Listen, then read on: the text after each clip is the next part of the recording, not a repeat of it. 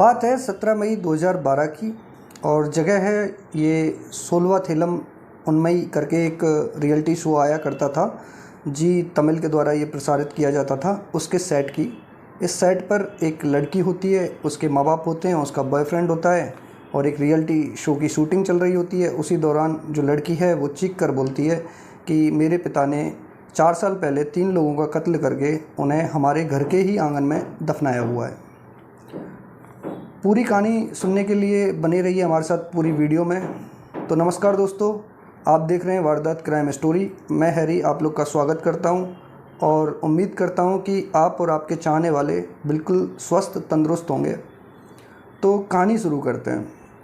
15 मई 2012 की रोज़ जब इस शो की, जो कि सोलवाथेलम उन्मई था, उसकी जो एंकर थी निर्मला, अपने जो टी नगर स्थित, चेन्नई के टी नगर स्थित अपने जो सेट है उसकी तरफ जा रही थी। तभी उन्हें सेट के बाहर एक लड़का और एक लड़की बैठे हुए मिलते हैं, जो कि काफ़ी परेशान थे। तो उन्हें देखकर निर्मला पूछती हैं कि आप लोग कौन हैं। तो जो लड़की है वो बताती है कि मेरा नाम भार्गवी है, और जो लड़का है उसको इंट्रोड्यूस कराती है सतीश के नाम से।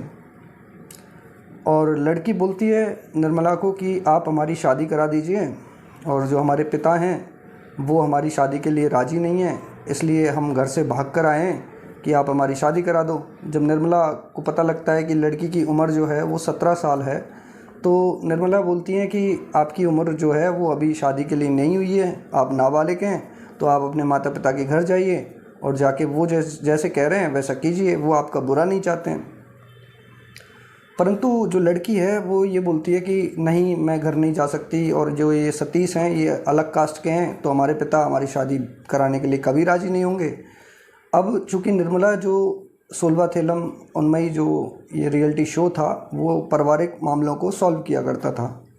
रियलिटी शो का काम ही यही था कि वो दोनों पार्टियों को बुलाया करते थे, आमने सामने बिठाया करते थे, और उसके बाद में जो एंकर जो होता था वो जज की भूमिका में बैठा रहता था, और ज़्यादातर पारिवारिक मामलों का निपटान जो है वो सेट पर ही कर दिया करते थे।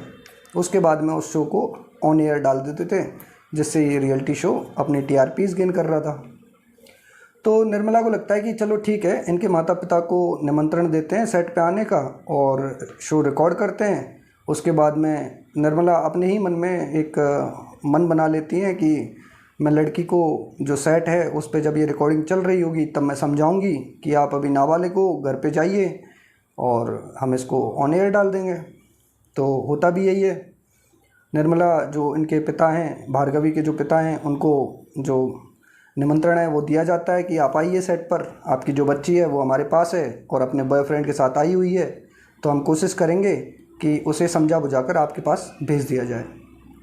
अब जो भार्गवी के पिता हैं वो और उनकी माता दोनों राज़ी हो जाते हैं। अब ये जो रिकॉर्डिंग का जो डेट है यानी 17 मई 2012 ये आ जाता है।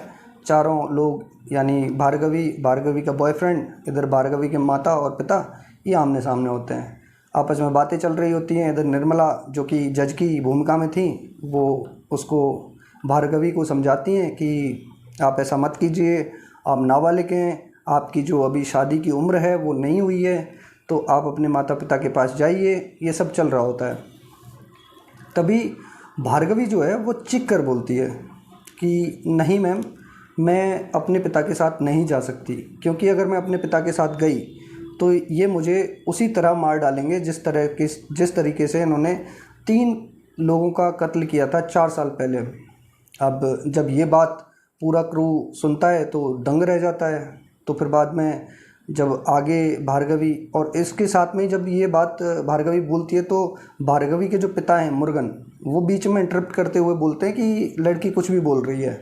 इधर जो भार्गवी की माता थी राजेश्वरी, वो भी शॉक हो जाती हैं और साथ के साथ उनकी आंखों से आंसू आने लग जाते हैं।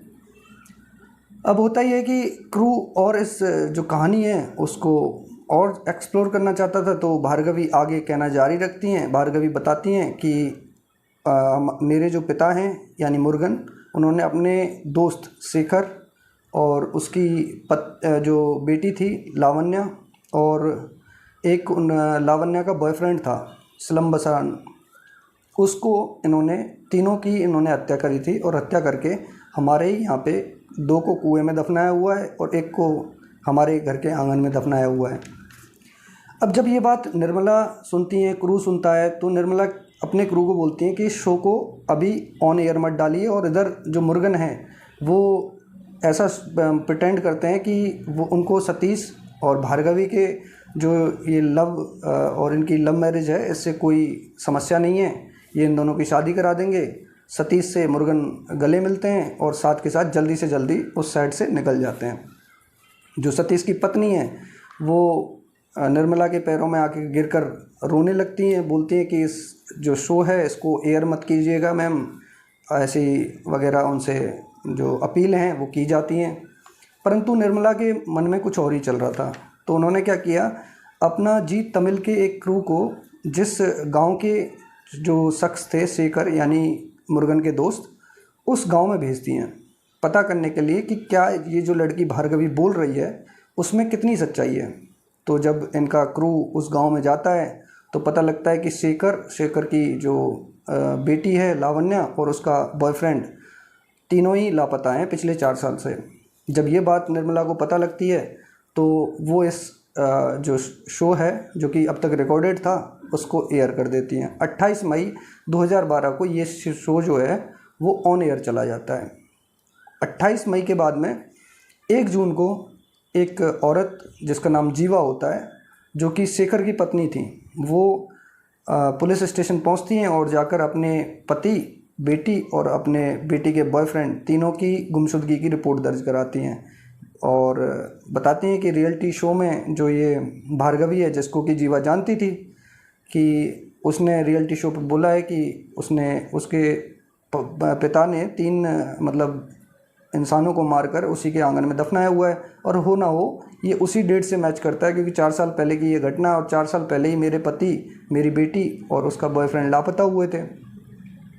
अब पुलिस तफ्तीश करना स्टार्ट करती है। तो सबसे पहले पुलिस जो है वो मुर्गन के घर पे जाती है। मुर्गन के घर पे जाती है तो वहाँ पे मुर्गन था नहीं, मुर्गन पहले से ही भाग चुका था। तो पुलिस जो है वो अब राजेश्वरी जी के पता लगाने में जुट जाती है। तो पुलिस को पता लगता है कि राजेश्वरी जी भी उसी शाम यानी 17 मई की शाम से ही लापता हैं। मुर्गन भी नहीं मिल रहा है, राजेश्वरी भी नहीं मिल रही हैं। तो पुलिस जो है वो अपना रुख अब भार्गवी की ओर करती हैं। तो पता लगता है कि भार्गवी जो है उसको निर्मला जी ने अपने साथ में, अपनी टीम के साथ में किसी होटल में उसको और उसके बॉयफ्रेंड को रुकवाया हुआ है। तो पुलिस अब उस होटल की ओर जाती है तो वहाँ पे भार्गवी से मिलती है और भार्गवी से पूछती है कि अच्छा बताइए कि ये जो तीनों कत्ल की जो बात आपने लाइव टीवी शो पे की है वो आपने मतलब अपनी आंखों से देखा है या फिर आपको कैसे पता लगा। तो भार्गवी पुलिस को बताती है कि जब एक शाम मेरे पिता को मेरे और सतीश के प्यार के बारे में पता लगा तो मेरे पिता ने आके मेरी बहुत तेज़ पिटाई करी, उसके बाद में मुझे गालियाँ दी। जब इस सब के बारे में मैंने अपनी माँ को बताया तो मेरी माँ ने बोला बेटी जैसा ये बोलते हैं ऐसा तुम कर लो, वरना ये बहुत बुरे आदमी हैं, ये इन्होंने 4 साल पहले 3 लोगों को मार के हमारे ही घर के आंगन में दफनाया हुआ है। अब जब भार्गवी ये सब सुनती है तो भार्गवी इतना डर जाती है अपने पिताजी से कि वो मतलब डरी सहमी सी अंदर ही अंदर रह रही है। तो एक रोज़ वो फैसला करती है इस टीवी शो पे आने का। तो पुलिस जो है वो पूछती है कि अच्छा तुम इस टीवी शो पे आई, इससे बढ़िया तुम पुलिस स्टेशन क्यों नहीं गई। तो भार्गवी बताती है कि जब वो स्कूल में थी यानी 10th क्लास में, तब उसकी एक फ्रेंड जो थी वो अपने घर से भाग गई थी। तो जब उसको ढूंढते हुए पुलिस उसके स्कूल में आई थी तो उस लड़की की काफ़ी बेइज्जती हुई थी। इस वजह से वो उस डर की वजह से पुलिस, ये जो भार्गवी है वो पुलिस के पास में नहीं गई और सीधे यहाँ पे आ गई। तो पुलिस बोलती है चलो ठीक है, अब तुम्हारे घर चलो और हमें चल के वो तीनों बॉडी तुम्हारे पिताजी ने कहाँ दफन करी है हमें बताइए। तो पुलिस अब वेल्लुपुरम की तरफ रुख करती है जो कि चेन्नई से 150 किलोमीटर दूर है। वहाँ पर पहुँच के मुर्गन के घर में एक कुआं होता है जो कि 10 फीट गहरा होता है, उसको पुलिस खोदती है। तो वहाँ पे 2 जो कंकाल हैं वो बरामद होते हैं और एक कंकाल उसी घर के आंगन में एक नल था उसके पास से बरामद होता है। अब तीनों जो कंकाल हैं वो पुलिस इकट्ठे करके उनसे DNA सैंपल लेती है और CFSL टीम के पास में भेज देती है उन DNA सैंपल की जांच करने के लिए। तो अब जब ये सब कुछ हो चुका होता है, उसी दौरान जब ये बॉडी रिकवर हो रही होती हैं, डीएनए सैंपल जा चुके होते हैं, तो इधर मुर्गन की तलाश में पुलिस की टीमें इधर उधर घूम भी रही हैं। तभी मुर्गन जो है वो गिरफ़्तार हो जाता है। अब मुर्गन आगे की कहानी जो है वो नरेट करता है कुछ इस तरीके से। तो जो लावण्या का बॉयफ्रेंड था उसका नाम था सिलम सरान। तो सिलम सरान जो थे वो मुर्गन के पास में काम करते हैं और वो बढ़ई का काम करता है। तो सिलम सरान का जो प्रेम प्रसंग था वो लावण्या के साथ चल रहा था, जबकि मुर्गन के जो दोस्त थे वो उस लावण्या के पिता यानी शेखर थे। तो और शेखर जो थे इसके पक्ष में थे, सिलम सरान जो थे और लावण्या जो थी वो अदर कास्ट में थे। तो ये जो शेखर थे ये पक्ष में थे कि कोई बात नहीं है, आज के ज़माने में ये शादी प्यार करके शादी करना कोई बड़ी बात नहीं है, तो उनको इससे कोई समस्या नहीं थी। तो क्या होता है कि उनके जो समाज में और लोग कोई बात खड़ी ना करें, इसके लिए शेखर जो हैं वो मुर्गन को बोलते हैं कि एक काम कीजिए, आप मेरी बेटी और उसके जो बॉयफ्रेंड है उन दोनों को अपने घर रख लीजिए, सो दैट नहीं तो मैं अपने घर पे रखूँगा तो समस्या होगी जब तक इनकी शादी नहीं हो जाती है। और साथ के साथ कुछ गहने और जेवर भी मुर्गन के घर पे लॉकर में रखवा देते हैं कि आप इनको रख लीजिए, जब मैं अपनी बेटी की शादी करूँगा तो मैं आपसे ले लूँगा और कुछ पैसे इकट्ठे करके मैं आराम से अपनी बेटी की शादी कर सकता हूँ। इधर मुर्गन ये सब के लिए राज़ी हो जाता है। अब सिलम सरान जो था वो इस प्रेम प्रसंग से तंग आ चुका था, वो अब इस प्रेम से मूव ऑन करना चाहता है। तो एक दिन सिलम सरान और ये जो मुर्गन है वो प्लान बनाते हैं।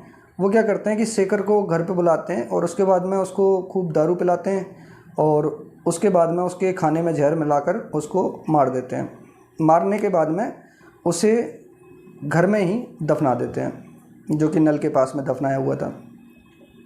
अब उसके बाद में जब सिलम सरान जो था उसने उसकी इस कत्ल में मदद की थी, तो अब वो एक तरीके से मुर्गन के मतलब उसमें आ चुका था, काबू में आ चुका था। तो मुर्गन जो है वो अब सिलम सरान की जो गर्लफ्रेंड है यानी कि लावण्या, उनके साथ में शारीरिक ज़बरदस्ती करना स्टार्ट करता है और उनके साथ में रेप जैसी घिनौने काम को भी अंजाम देता है। उसके बाद में जब ये सब हो रहा होता है तो उसको लगता है एक दिन मुर्गन को कि कहीं ऐसा ना हो मेरा भांडा फूट जाए। तो वो क्या करता है, एक दिन सिलम सरान को भी धोखे में लेकर उसके खाने में जहर मिला के उसको भी मार डालता है और लास्ट में फिर ये लावण्या को भी मार देता है और इन दोनों को ये कुएं में जो कि 10 फीट गहरा था उसमें जाके दफना देता है। तो बाद में ये पता लगता है कि ये जो घटना थी, ये जो तीनों कत्ल किए थे मुर्गन ने, ये गहने और जेवर के लालच में किए थे और सिलम सरान ने इसलिए मदद की थी क्योंकि वो नहीं चाहता था कि वो लावण्या से अब शादी करे। तो आज की हमारी कहानी में बस इतना ही। आपको ये कहानी कैसी लगी ये हमें कमेंट में ज़रूर बताइएगा और साथ के साथ ऐसी वीडियो या फिर ऐसी कहानियाँ सुनने के लिए आप इस चैनल को सब्सक्राइब कर दें और बेल आइकन दबाना ना भूलें, सो दैट आपको ऐसी ही वीडियोज़ के नोटिफिकेशन पहले मिलते रहेंगे। धन्यवाद। मिलते हैं आपसे अगली वीडियो में कल शाम 6 बजे।